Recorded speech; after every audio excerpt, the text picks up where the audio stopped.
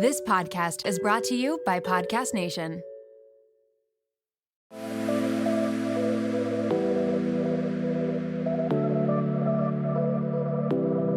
Welcome to Nirvana Sisters podcast, where we take the intimidation out of well-being and beauty to help you achieve your highest state, your nirvana.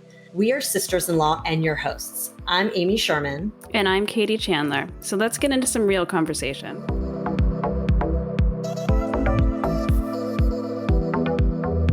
Welcome back to the show, Nirvana Sisters family. It's Amy and Katie, and we're so excited to have Kat Ashmore back with us. Yay! It's been years. So just for the history, so Kat came on our show a couple of years ago. I looked back, it was episode 38. Now we're like on 150 or something, which is crazy. You were not just starting, but like somewhat new to the space. Now you've obviously evolved, and we're so excited to catch up with you and hear more. But let me give our listeners, because we have so many more listeners now, the scoop on Kat Ashmore, aka Kat Can Cook.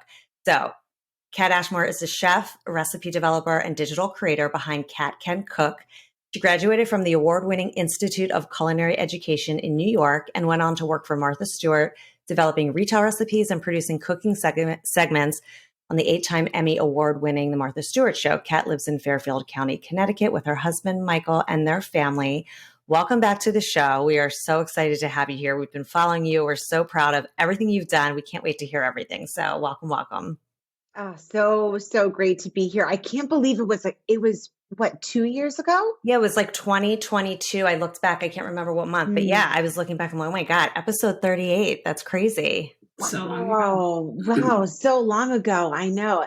Time is such a funny thing. I don't even know half the time, like what was last month, what was 5 years ago. It's just, I know. it all kind of blends together. No, it's so great to be back here with you. Yeah, thanks for being here with us. Why don't we start with our Nirvana of the week before we get into it? We're so excited to catch up, but let's start off with. We haven't done this in a while, Katie. I know. What was your Nirvana this week, Amy? Did you have one? I did. So Katie knows I get crazy sometimes with organizing, and so I went to the Container Store, which is like my favorite place. And I got these like new closet organizers for all my sweaters, because all my sweaters, you know how like they pile up? And I've been trying to figure out for years, like, how do I do my sweaters neat so they don't fall over? So anyway, I got these like closet organizers for my sweater, and now they're all like neat and organized. So when I walk in, I feel so good. So I did that organizing. And then I also did organizing up like all my makeup and skincare. So I moved stuff out of my bathroom and put it like, I have like a little vanity, which I never use. And now I'm like actually using it, and I organized it, and everything's like has a home, and it just feels clean and organized and lovely. And I love that feeling. And I don't do it enough, but sometimes I get crazy and I start organizing, and then I don't do it for like months, but it just feels good to have that organization. So that was my Nirvana this week. What about you, Katie? I would say mine was, I found my favorite game that I used to play. It sounds so nerdy, but my friends and I used to play this game until like midnight all the time on like Friday nights. Instead of going to the club, we would play Rummy Cube. And I forgot about it. All these years, I forgot about it. I heard about that game, yeah, in years. It's so fun. My kids are old enough to play now, so I found the game, and we've been playing it after school on the weekends. And so we did it a couple times this week, and it's fun. I love it. I'm obsessed. That's so fun. I think that was mine, doing it with the kids. Fun. What about you, Kat? My Nirvana was probably, so we recently moved into a new home, and we have a hot tub, and we've been going in the hot tub like every couple of nights, I would say. And we had a big snow here in Connecticut, or not big, but it was our first one of the seasons, which is always really pretty, right? Because it's not gray. Yeah, it's all just really white and beautiful. And there was one night where it was snowing, and we were out in the hot tub, and I was with the kids. We're 5 and 7 now. So even my 7-year-old, and I wasn't expecting this, but he doesn't want to be with me as much. Aww. And, he's got like the video games and these things that I'm not really a part of. So when we have an opportunity to just all get on the same level and just enjoy something together, and there's no distractions, and we're like catching snowflakes on our tongue. And it was one of those moments, where you kind of like hover above your life, and you're like, this is joy. Like, these are the good old days, like snapshot. I love that. I just got chills. Yeah. It was very powerful, and then I was like yelling at them like 30 minutes Of later, course. but like for the moment, Right. it was pure bliss. And I just think it's so important to recognize those moments of like, this is happiness. This is happiness. It's so true. It's so Yeah, true. tuck it away somewhere, tuck it away and take it with Yep. you. Those moments are few and far between, I feel like, as they get older. Agree. Yeah, that's so good. And it's crazy because last time you were here, your kids were like really little. Yeah.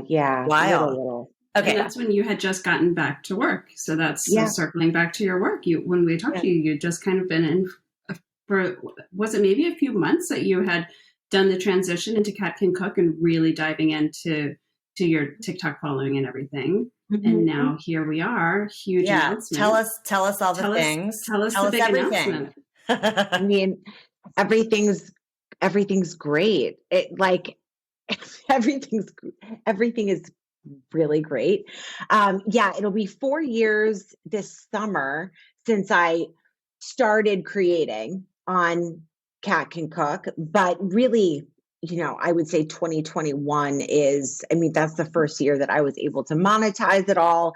It was the first year, I switched my website over from Squarespace to WordPress. Like I started to like actually make it a real business. Yeah. And so it hasn't been a long time, but so much has happened. And I feel like when you place yourself in the right position, sometimes the universe just kind of like works really quickly. And it's like, okay, she's here, she's ready. Like, let's go. Yeah, it's amazing. And it's so fun to just have watched you grow over these last few years and like, ta-da, hello, cookbook. I mean, amazing. Congratulations. Thank you. I remember, because it was so impactful, I remember when you filmed yourself getting the call about doing the book, or like the deal had closed or whatever it was. And it was like so emotional. I remember that. And now it's like, it's here. And you have this beautiful, incredible book, which I've been just going through the last few days. I'm obsessed. Thank you. It feels to me like the book I would want to have. Yeah. And a book that, I waited a while to do a cookbook, having been in the industry, having, gone to culinary school and working for Martha. And I have had a couple of opportunities to do cookbooks in the past, but it didn't feel like I needed to do a cookbook until now. Until it felt right. Until it felt right, because it's out of immense respect and appreciation for the cookbook industry that I just didn't want to do a book unless it was going to be something really different. And it was really adding to the conversation, changing the conversation. And it feels like this book is that. It really is. I mean, I am not a good cook by any stretch. Katie's much better than me. And I'm always looking for like really simple, easy. And I was going through this, and I have like a few cookbooks that I sometimes look at, but like, this is just so user friendly. When I was saying to Katie, what I really enjoyed is that in the beginning of the book, you have the pantry staples, which I think is so helpful. So for our listeners, there's like a little section on salt and pepper and oils and what kind of milk and gluten-free and just all these staples. So that way, when you go through the recipes, it's all like you have all the answers you need. And then when I was looking at these recipes, I was like, oh, this recipe is 3 steps. This recipe is 4 steps. Perfect.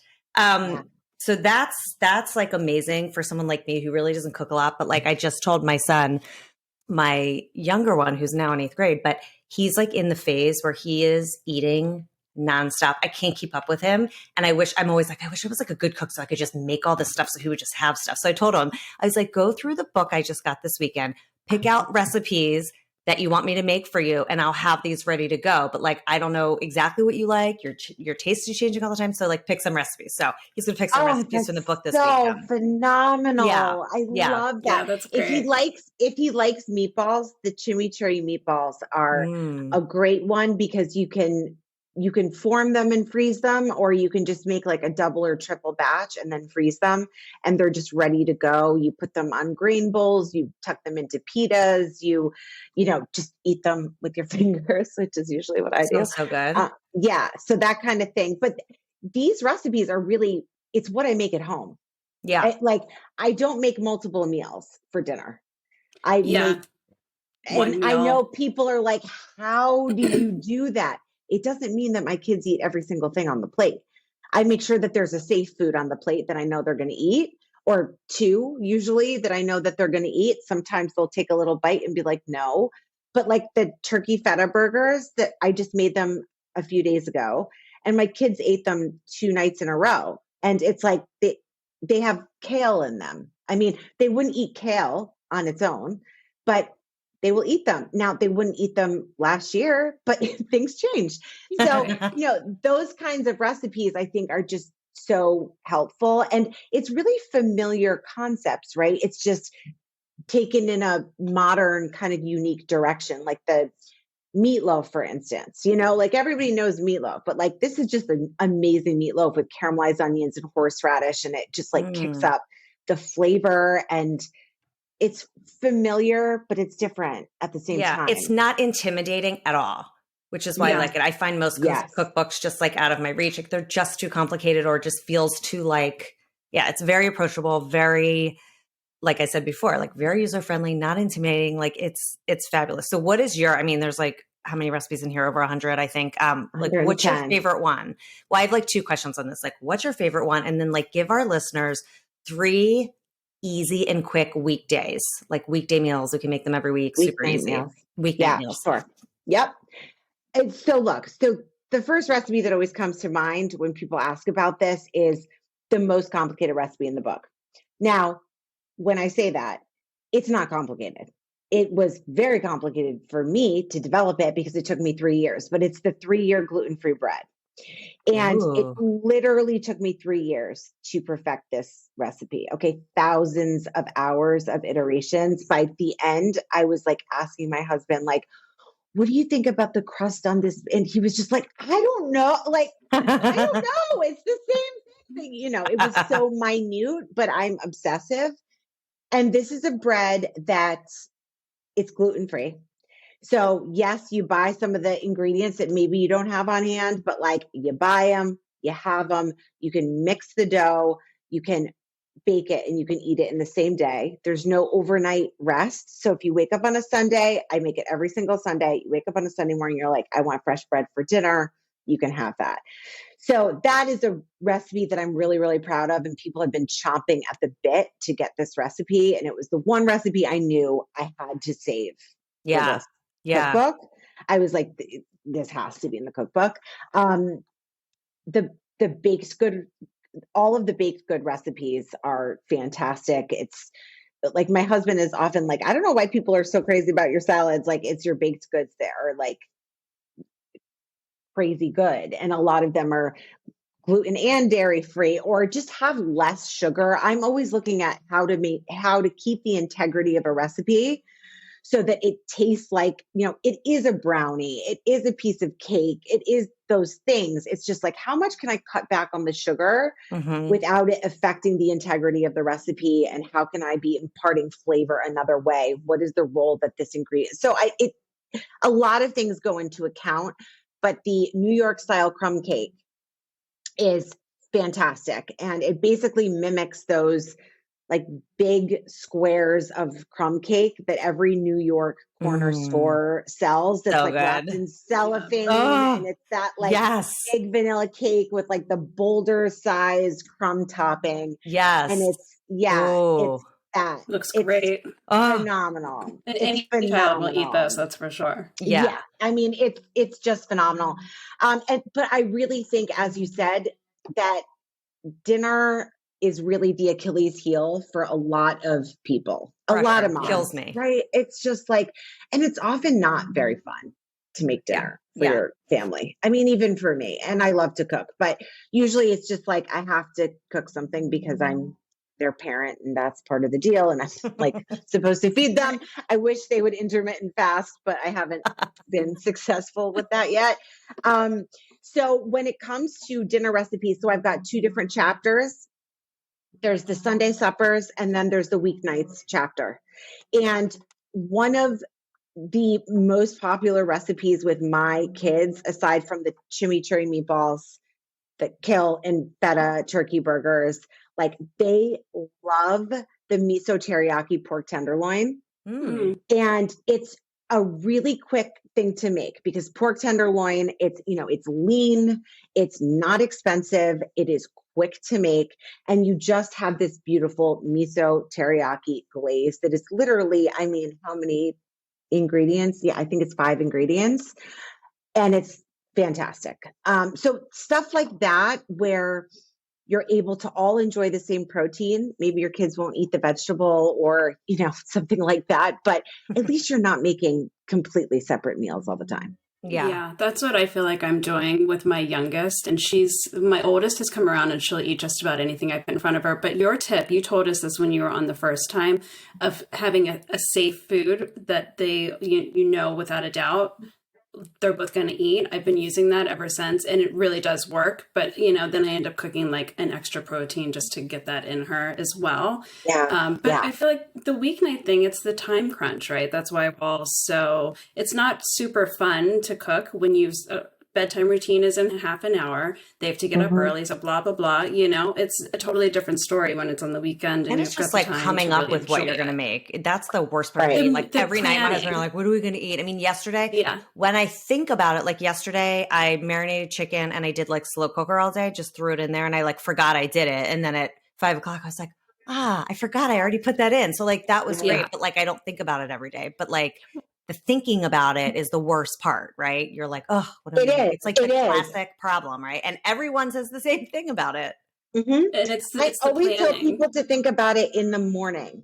Yes, that's when you're sharper. Ideally, plan out your meals on a Sunday. That's when I like to do it. I do my grocery shop on the weekend, and then I plan out my meals on a Sunday. Where I'm rested, because nobody's going to be innovative or creative or, even that mindful when they're in a rush, right? So make it enjoyable. But even in the morning, okay? Even in the morning, get out your protein, take a quick look at it. It'll take you 5 minutes. Just like wrap your head around, this is what's happening, even if you do nothing with it. Right. Because it's the mental shift of like, now I have to think about this. Just think about it in the morning when you've got the most motivation and the most energy. So true. Well, and that's what I love about in your book, that you hear staples, because if everyone has these in their pantry at all times, then when they're running low, that's an easy thing to add to the grocery list. And then you pick out a couple things to add to the grocery list, the proteins, vegetables, and you're set. I mean, sometimes the meal planning through the week, what I need to make those meals happen, it's overwhelming. So to be able to have something, to have your book where people don't use cookbooks as much as I feel like they used to. And it's all like Google and searching online and Pinterest. There's something so refreshing about having a book in my hand. I can open it up and I can say, okay, I need 1, 2, 3, 4, 5 ingredients. And then, I've got my pantry staples. It just simplifies the whole thing. I really love it. What is one of your favorite meals to cook when you have like all the time and you're enjoying it? Yeah. When I have all the time, I mean, that's more project cooking. So I love to do things that are just like slow cooked, that can kind of like bubble away. I love soups and stews because there's so many different directions you can take them in. They're all about building flavor, which is something I'm really big on. Like the whole soups and stews chapter is, I mean, I hope it's obvious that they're like knock out of the park good. But one of the things that my kids actually love are these slow cooked indoor ribs, because, and they could not, when I tell you, they are one of the easiest recipes in the entire book. Really? Because they literally cook themselves. Okay. So you are doing a combination. I've got spices here. I add a little bit of dark brown sugar. You've got paprika, oregano, garlic, onion, coriander, but you could use whatever spice blend you want to. You don't need to, I'm not dogmatic about what spices you use. And then the key is just cooking them low and slow. We're talking like 250 degrees for like 3.5 to 4 hours, and just forget about them. You take off the tin foil. You broil it on top. Slow cooked ribs? Yeah. Okay. Yeah. I mean, just so simple. So on a Sunday, and the nice thing about that is that when you've got something that you can just forget about, you've got mental energy and physical energy and time to maybe be a little bit more creative and make your own salad dressing, pair it with something else instead of like, I just have to like steam up some broccoli because I'm supposed to have a vegetable. Right. I I love love this all of fruit your recipe actually like doesn't look intimidating at all. Like this looks like, No. wait, I could make this. Maybe I'll make it this weekend. You're not inspiring me. intimidating. Yeah, it's not intimidating at all. I feel like all of your recipes are really approachable. I mean, as I'm flipping through, they're like 5 steps, 6 steps. Right. Again, 5 steps. I mean, it's really they're not something long, so you're not they're like, not long. You could do it with the kids.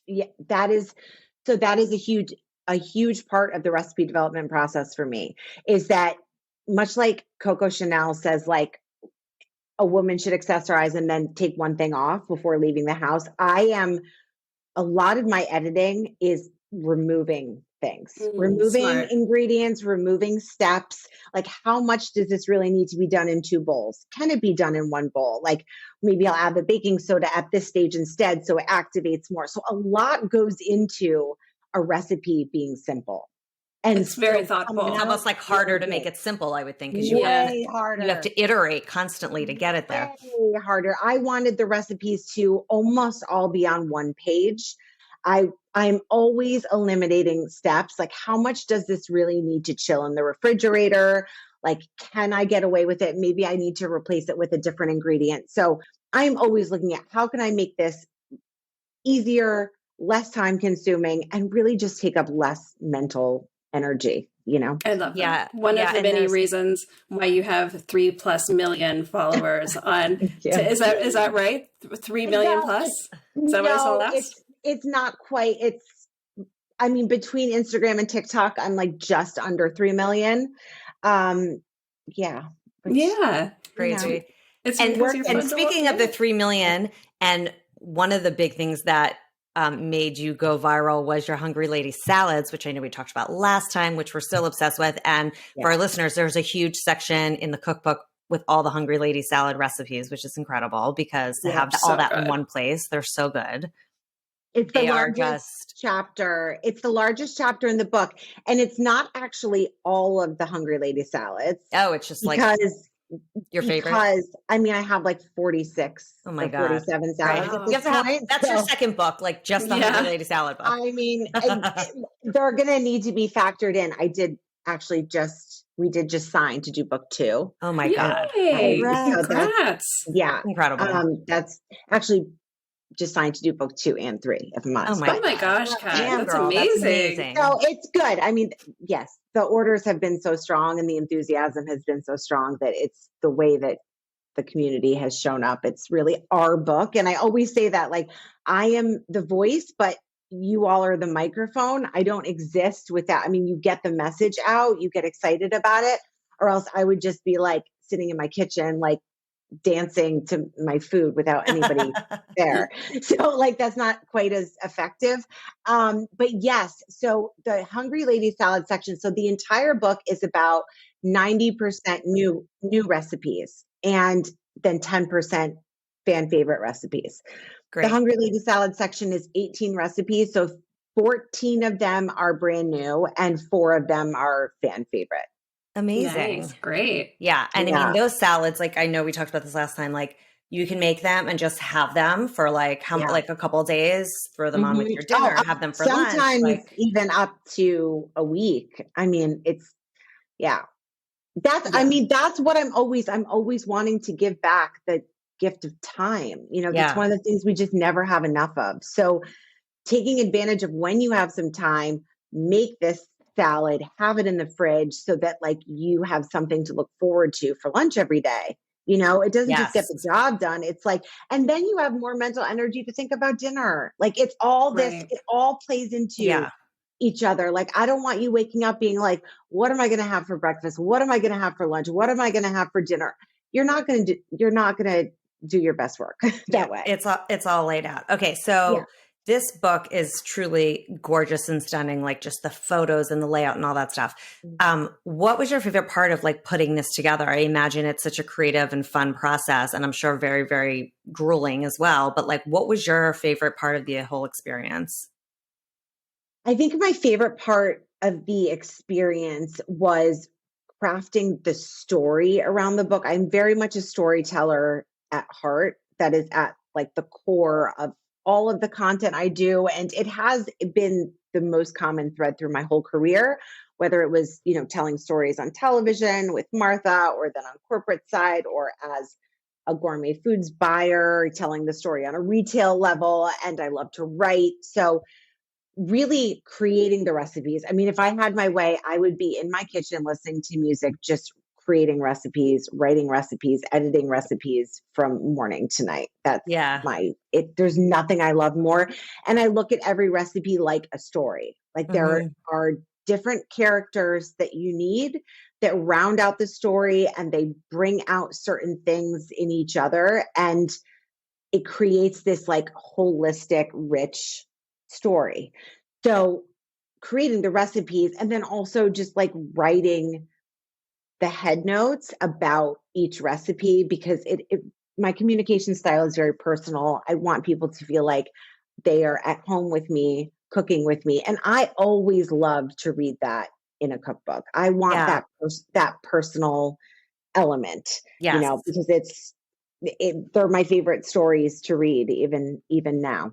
Yeah, it's so true. You do an excellent job with that, of feeling like someone is in the kitchen cooking with you, and I'm like a friend. Yeah, like friend. That's definitely a huge factor of your fan following and everything. You just make it's like you're talking to your girlfriends or your friends about how to make something, and that reminds me, we were speaking about it earlier before we got on, that your fans, that your followers are constantly asking you other questions about your life, not just about the food, because they feel like they know you so well, right? I mean, you guys are very connected. So we were just talking about how absolutely stunning your skin is. Skin is skinning. What are all the things other things going on in your life, like that gorgeous glowing skin? How are you getting it? What are you doing?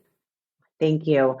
It's still I'm so grateful and humbled by, and I really receive all of the compliments that I get around my skin now, because I wasn't historically someone that was complimented on their skin. Like, not that it was like horrific at certain points. It just like wasn't that, it wasn't notable.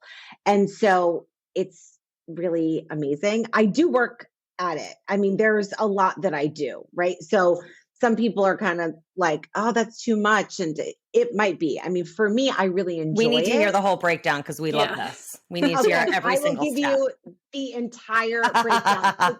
So everybody listen in. Yes. I mean, take notes. So there's the topical stuff that I use, the products, and then there's the stuff that I use, and just lifestyle choices that help, right? Like, I don't drink alcohol anymore. That helps. Yeah. Like that absolutely helps. Okay. So I'm just more hydrated on a regular basis. I eat a lot of whole foods. That helps. I drink a lot of water. That helps. I do a cold blast at the end of my shower for 60 seconds. So like as cold as I can stand it. That helps. Right. Like I do transcendental meditation every day. That helps. Right. Like all of it is reflected in your skin and in the way that you look, and the way that you feel is also reflected, right? So all of those lifestyle things matter. And then as far as like my skin routine on a daily basis, how much like into the weeds do you want me to get? Oh, we want the weeds. Like the weeds. Amazing. Yes. Okay. So yeah, because it's like a non-negotiable for me to do these things. So in the morning, I do my first skincare related thing I do gua sha every morning with a face oil. I am very like regimented with my mornings. I wake up very early, usually around 4:30, 4:45. I do like my workout in the mornings. First thing I have is 32 ounces of warm water with lemon and salt, like those types of things. I do my gua sha. That's the first skincare related thing. And then I go upstairs before I get in the shower. I'm literally thinking of everything I did this morning. Before I get in the shower, we love it. I use an oil-based cleanser. So I've been using, is it Better Skin, for Better Skin? I think that's the name of it. Okay. Just some kind of an oil-based cleanser. Yep. So I will just put that on. I hop in the shower, rinse it off. Like, especially in the winter time, I'm doing a lot of stuff that is hydrating, even when it's cleansing. Yeah. So I will use that. I get out. The next thing I do is I put my toner on. I just like tap it all over my face, my décolleté, my neck, my hands. And then I will put on my red light therapy mask, which do you guys use a red light therapy mask? I Yeah. have one. Yeah. I don't use it religiously, but I have one. I need to be Do you have better. the Dr. Dennis Gross one, or which one do you have? No, I have the Current Body one. Okay. Another one. And I have used it every day for 4 months, and it's made a really big difference in the like tone of my skin. I see brown spots have faded. That's like the biggest difference that I've Wow. noticed. How from long it. do you wear it for? 10 minutes. Okay. So what I always do is I put on my robe, I put on the neck one and the face one, and then I do stuff. Like I pack the kids' lunches. I'm never just like sitting hanging out, right? Like Right. I'm always doing multiple things at once. So then I do that. I take that off. And then I use a serum. I usually use, so my friend Jenna launched a company called Bios. And so I don't know if you've seen it, BYOS. It stands for No. We'll have to look it up. it's like a pink container, and it's basically like vitamin C and bakuchiol. Is it bakuchiol? I don't know. This is a new ingredient to us. Probably butchering it, but it's fantastic. It's kind of touted as like a retinol alternative. Got it. But I still use Tret every few days at night. Yeah. But it's just, I use some kind of serum. So I do my serum, and then after that, I will do my moisturizer. So I've been loving the Dermalogica moisturizer lately. It's fantastic. And then I spray the like a tanning spray, the Saint Tropez spray. Oh yeah. Like that. So that gives you a really nice glow. And that's my morning. Is that like a crazy lot? And then I take my liquid collagen like when I go downstairs, which has like completely changed my skin. But that has mostly just changed the skin from like, it's almost like a balloon was blown up in my skin. Yeah, it's like plump. Very much so. Okay, So and then nighttime. And then we'll talk about the collagen because I want to hear about the collagen too. Okay, so what's the nighttime routine? Nighttime routine is I will do, so I take off my makeup with either LMS or again, like an oil-based, and I've been using the Dermalogica pre-cleanse lately that I love. I love Dermalogica products. They sent me a bunch of stuff to try. And so I've been using the pre-cleanse and I absolutely love it. It's really light. So I take that off, and then I do a second cleanse with just like a Cetaphil or something like gentle, but like a proper cleanse, right? Like a double cleanse. Yep. And then I switch it up a little bit where every few days I will use the P50 by Biologique Recherche, which is like great. It's strong. Yeah. So I do that like every few nights, I would say. I don't use that if I'm using tretinoin that night. I do Tret like every third night as well. But one of the things that I swear by is it's called Ialucet, and it's a French name. I just ordered it. Ooh. Yes. What is it? Use it every single night. It's unbelievable. Do you know how to use it? No. I don't even know what it is. I was going to do my research before I came. I ordered it like yesterday. Yeah, it is very potent hyaluronic acid cream. Okay. That is a treatment. So it won't like burn your skin or anything. I mean, it's like a very nourishing treatment, but you basically put it on damp skin. So I will do that like right after I have the toner. I'll just put a little bit of water on my skin, take like a good size amount. It's not expensive, which is part of why I like it, because sometimes I feel like if something's too expensive, I don't want to use a lot of it. So it's like you can use a good amount, and I just put it all over my face to the point where it looks pretty white still. And then I will just take a little bit of a thick moisturizer like Egyptian Magic or something like that. And then I just like I kind of slug it in that sense. And you wake up with the most moisturized, glowy skin. Yes, that's what I heard. Phenomenal. I'm a big fan of like French pharmacy skincare. Same. Katie was just talking about that. Yeah. Okay. I need to order that. It sounds amazing. So do you do that when you put tretinoin on, because I use tretinoin as well, like, is it, Yeah. you do that on top of the tretinoin? So I do. Okay. Some people say not to. You hear different things Right. from different Whatever people. works. I think Yeah. you have to be your own And you have physician to and play with your skin. discover yes, exactly. I do. I find it very, very nourishing. And I'll do a face mask like maybe once a week. Yeah.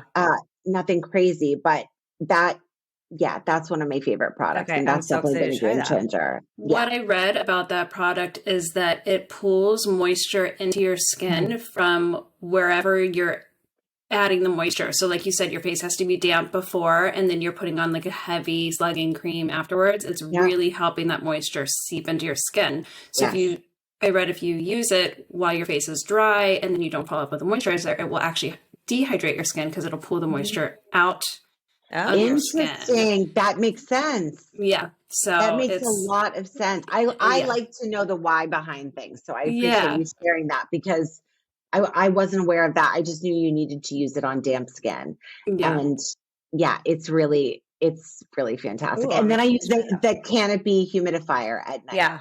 Oh, Yeah. nice. Yeah. We have that too. So I Nice. use that every night as well. I love that you just gave us the whole like nitty gritty detail because we love that. I am like the opposite of a gatekeeper. Like I will share everything, like whether you want to know it or not. So I ordered the collagen because I had seen you talk about it so many times and I was like, I need to order this. And obviously your skin looks amazing. So I just started it like, I haven't been super disciplined, but lately I have been, but I got it maybe like a month ago. So I don't, I know you said you have to do it for like a few months for you to like start 3 or 4 months, I would say. Yeah. I mean, it worked for me quickly. It was like within the first 5 weeks, I would say.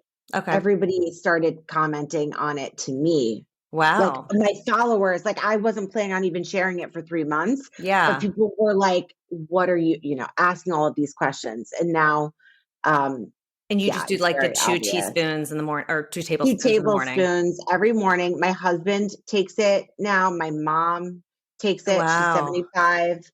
Which collagen is it? For me, it's been this. It's Modere.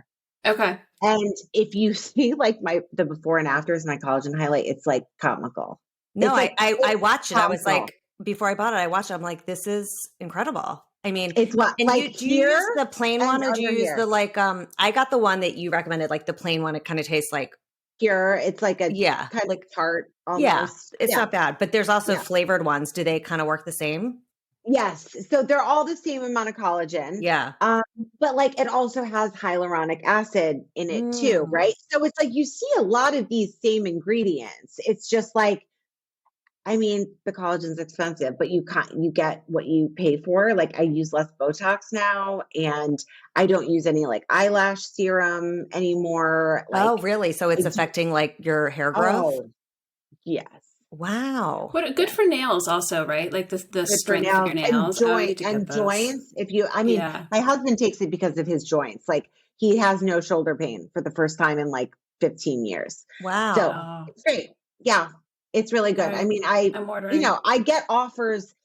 I get like brand deal offers from different supplement companies and stuff like that constantly. I'm going to be very selective with who I work with because I don't want to be doing a million different things. Like I want to be doing stuff that works. And we trust you. I also bought the walking desk, like not the walking desk, the treadmill from you. Yes. And it's so funny because I had been researching for a while and then I like forgot about it. And then I saw yours. I'm like, I'm just getting the one that she recommends because I know it's good. And that's been so nice just to not be sitting all day and just like walking during the day.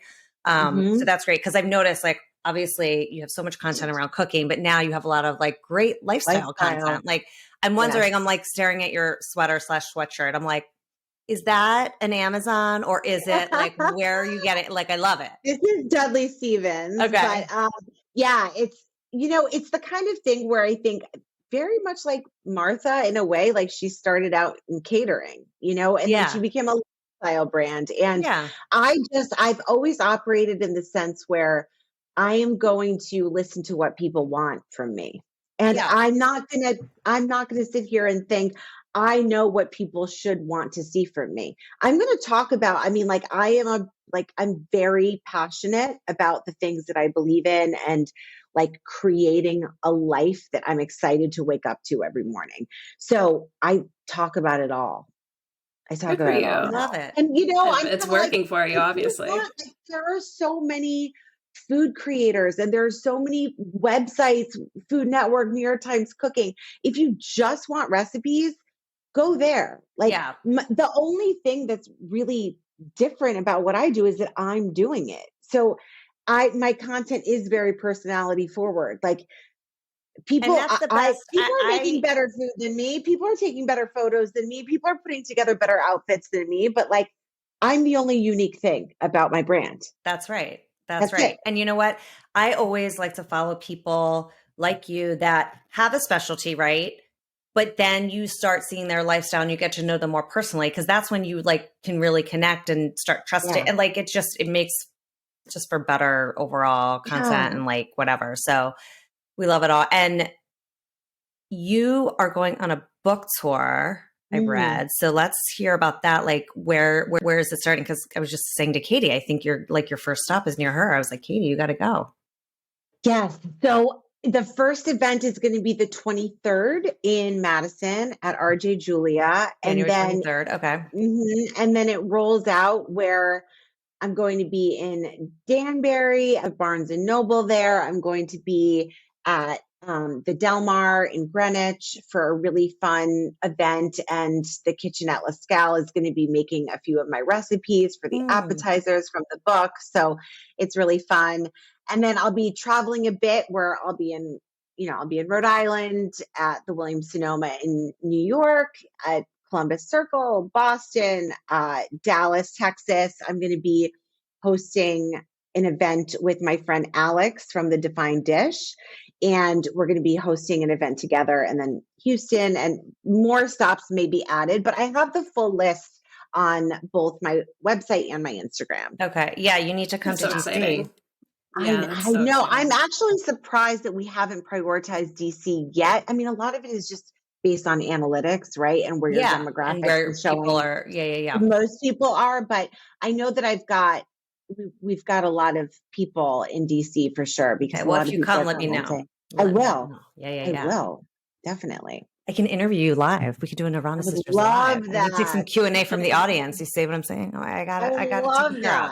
that. Amen. One other thing I wanted to mention, I know we talked about it last time and you mentioned it recently somewhere, and I, again, always think of you about this, like, what can I add to my plate? Like that philosophy. So like if I'm making a salad or I'm making like yogurt in the morning, I think to myself, like, what can I add that's like healthy, that's going to satiate me? Like, can I add nuts? Can I add whatever? And like, that has stuck with me. I think it's such a good tip.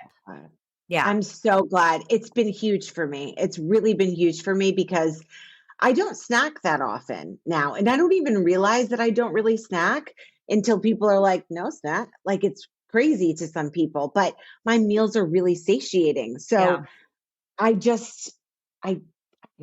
snack that much. So and I need to make, I saw in the cookbook and then I noticed it on your feed when I looked, because I totally missed this one over the holidays. Like I love peppermint cookies or anything like peppermint around the holidays. And I saw those peppermint cookies. I was like, I know it's the holidays, but I really need to make that. They look they're so good. good. Yeah. My 7-year-old said that those were the best cookies he's had in his life so far. Which is like, well, I mean, that is the ultimate review. Yeah. Absolutely. That is so sweet. Oh, I love that. But like you'll note that there's granulated sugar and there's butter in there. Yeah. Like, I am not afraid of classic baking ingredients. Right. I'm not afraid of any ingredients. I want a cookie to taste like a really good cookie. So if you're going to have it, you might as well. Using it. Yeah. We're just looking at like, how much do we actually need? And by cutting back on this, what changes do I need to make so that we still get the texture we want? We still get the browning we want, all of that. That's my way. But we're still letting the cookie be a cookie. Yes, very much so. And again, that way you aren't feeling like, oh, I'm going to this place. Do I need to make like healthy cookies that I'm going to want to eat? Or do I need to make like totally indulgent cookies that I can't eat, but other people will enjoy? It's like, no, you can do both. You can do both. You can have both. Yeah. So good. That. Okay. Like we could literally talk to you all day. We love you. We love watching you. Like so fun. I just like, And we need to meet in person. So Katie and I need to stop I by know. one of your book tours. Like, this is We, crazy. Yes. we have to make that happen. Email me and we'll Yeah. chat about that. We'll figure out something. So let's get into our little wrap session. I know we did this last time, but I'm sure, well, we basically, like, the first question, what's your favorite wellness or beauty hack? I feel like we went through your whole routine, so we love it, but just give us one thing, like your favorite hack. Yeah. Okay. My favorite wellness hack, I will say, because this is mental wellness and we haven't talked about it, but it's complimenting a stranger a day. I do it every day. Oh, I love that. I think I saw that on your content at some point. Did you talk about it at some point? Yeah, I have. I've talked about it. And tell us why. I compliment one stranger a day, and I will also, like, anytime I go to the grocery store, I get an extra bouquet of flowers, and then I will give it to someone in the parking lot. Sometimes I have to, like, be a little bit creepy and, like, follow people to their car because I'm like, there aren't a lot of people here today. But I do it for myself. I love that. When I'm having a bad day, it's this storyline of, like, I'm not any good. I'm not enough. That's usually what is at the heart of it. So, like, the best way for me to get back in touch with my goodness is by doing a good deed.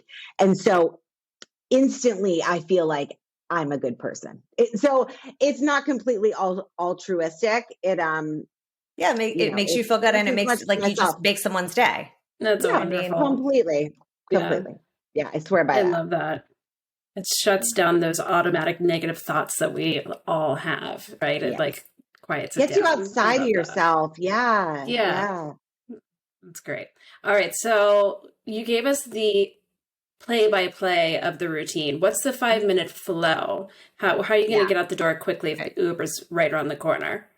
That was this morning for me, literally, before I had to jump onto something. So I've been underpainting, which I swear by, doing, the contour or bronzer and the blush, whatever, underneath whatever kind of foundation you're wearing, or tinted sunscreen. But I have been using this slip tint by I use it. I love it.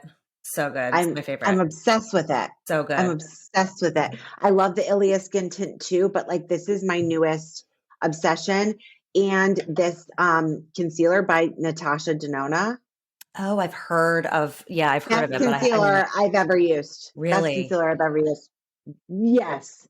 Nice. And you could, like, bring it down. If you're not wearing anything else, you can bring it down a bit and just spot treat. And it's like and just use that as, like, your foundation. Yeah. So that is, like, huge. And then I will be, like, very much like a multi-use person, where if I'm putting a little bit on my lip, I'll just, like, dab it on, make do. And then Thrive mascara is my jam. I use that with a CoverGirl primer. Perfect. I don't. Nice. Yeah. Just quick out the door. Easy, simple. Yeah. But you know what it is? Don't you feel like it's the high maintenance to be low maintenance thing? Because I do so much with my skincare. It's so true. I don't 100%. need to do that much. I don't need to do that much. Yeah. I also find, and Katie and I have talked about this before, like, the older you get, the less makeup you need to, if you're taking care of your skin, like, makeup doesn't look as good. It's like, because your texture is different. So, like, the less you can wear, the better. But to your point, you got to do a lot of stuff to make it where your skin looks good. So you don't really have to wear much, but just, like, a little thing here or there. That's right. Yeah. Yeah, too much makeup, the older you get, I feel like it ages people. It ages you. It totally does. It totally does. But the base has to that. be in shape. The skin's got to be on point. All right, Yeah. nice. So I know what your how you maintain your daily nirvana. I remember what you said last time. I'm curious what it is this time, if it's the same or not. How do you maintain it? Meditation's huge for me. Yeah. That's like, that's one of the big, I mean, it's a non-negotiable. It has totally changed my life, where I'm just so much less reactive to external circumstances. It grounds me in something really solid. So that's huge. And also daily movement, exercising, like some kind of daily movement, whether it's, walking, doing an incline walk in the morning, going to a bar class, just, like, working my body out. It's just like something you got it. Yeah. You've been practicing transcendental meditation for years, right? Mm-hmm. Yeah, I have. Yeah. Katie, weren't you doing that at some point? I did. You inspired me to find the Westport, or the Fairfield County representative here, and I started working with her. That was like a year ago. I had up with it for a while. I've fallen off. I need to go to one of the, like refreshers. Yeah. I mean, where it's they always just there to for get you you. back in. Yeah. Yeah, of course. And, meditation is one of those things where people always feel like I'm not good at it. And it's just like, nobody's good at it. Right. It goes against everything in us as a human to like, So true. It's hard. to go underwater. Yeah. I appreciate it when I do it. I really don't do it a lot, but when I do it, I appreciate it so much. And I feel like, at least for me, because I don't do TM or anything like that. I'll just do like a Melissa Wood Health, like just someone guiding me, and that helps.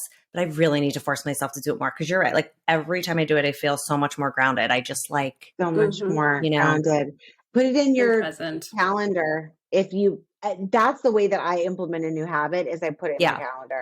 I put it in my phone, repeat every day. Yeah. Well, I have I put this on our Instagram, but I have my yearly mood board on my screensaver as my phone. Oh, I love it's like that. literally the best tip. Like, Katie and I are both in year 2 of doing this. It takes 2 seconds. You like do it on your, this one, I think I made this one. What do you make the mood board on? So you could do it a super easy way, or you could make it more complicated. But the super easy way to do it is you take 9 photos from your phone. Like, you could just find inspo anywhere. Like, it's a quote on Instagram, it's something from Pinterest, whatever. You just take those last 9 photos in your phone, you screenshot it, and you put it as a screensaver. It's like the easiest thing. This, I think I made in like Canva, which took me 2 seconds, but I just took a bunch of things. I literally downloaded it, and now it's on my screen. And so it's like my reminders of all my things that I want to focus on. I'm writing it down. It is the best, because every year I always have these things, and it's like I write it down and then I never look at it. And this is like, I started doing it with like the 9 photos, but then I was like, wait, I want to add more things. So then I, of course, like wanted to make a fun collage. But the easiest way is just like take a screenshot of those last 9 photos, or 12. I don't know if it's 9 or 12, whatever it is. I just wrote it down. Yeah. I love that. Yeah. We want to see yours. So it's fabulous. Yeah. I love it. And there's this quote on here that I had last year, and I carried it over to this year. And my husband was like, will you send me that quote? Which was so cute. Oh, I love that. And the quote is, and it's by this person, Judy Holler, who's actually just like, she's like a keynote speaker. I've just been following her for years. And the quote is, assume the best will happen, which I love, because how many times are we always like, oh, like you always think negative. You're like, oh, what if this happens? What if this? My husband's like very skeptical about everything. So like he saw that quote and he was like, oh, can I have that? And I was like, yeah. I mean, the fact that he's open to that too, the fact that that's so it's like such a good thing to think about, because there's so many times, right, where you're like thinking through something, and then sometimes I'll just change my mindset and I'll be like, but what if this happens instead? You know, even with my kids, like a basketball game. Well, what if I do bad, or what? But what if you don't? What if this happens? Right? It's like it's such that mind. If you're going to spend time projecting the future, you might as well do it positively. Project for what you want. Yeah, for sure. Yeah, I love that. Yeah. Anyway, well, like I said, we could talk all day, but this has been so good. Thank you for your time. We're so excited for you. Everybody check out Kat Ashmore's book, Big Bites. And of course, she's on Instagram and TikTok and all the things. We love it. We love you. Thank you so much for coming back. Congratulations on everything. And we will chat soon. Can't wait. Thank you so much for having me. Thanks. Thanks for listening to Nirvana Sisters. For more information on this episode, check out the show notes, please subscribe, and leave us a review. Also, find us on Instagram at Nirvana Sisters. If you loved what you just listened to or know someone that would, please share it and tag us. Tune in next week for a fresh new episode of Nirvana Sisters. We'll continue to watch out for all things wellness so you don't have to. Bye.